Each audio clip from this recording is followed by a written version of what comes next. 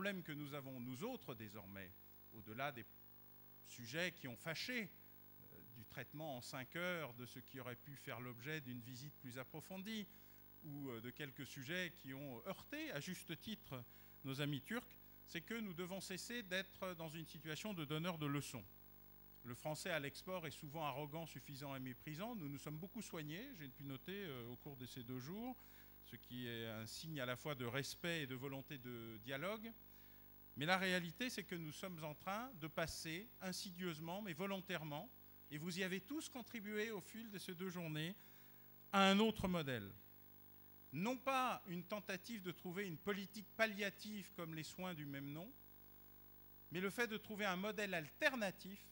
qui permettrait de débloquer la situation de la relation franco-turque,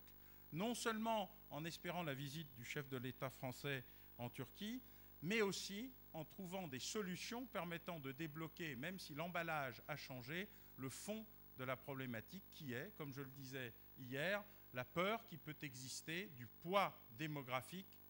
mais pas seulement, de la Turquie. Alors, il faut en la matière, comme le disait en privé Henri de Castres, savoir en politique comme en économie, éviter le maintien en même temps du gaspillage d'un côté et de la pénurie de l'autre. Il faut éviter le gaspillage des promesses et la pénurie des réalisations. Et pour ce faire, eh bien, il faut arriver à fonctionner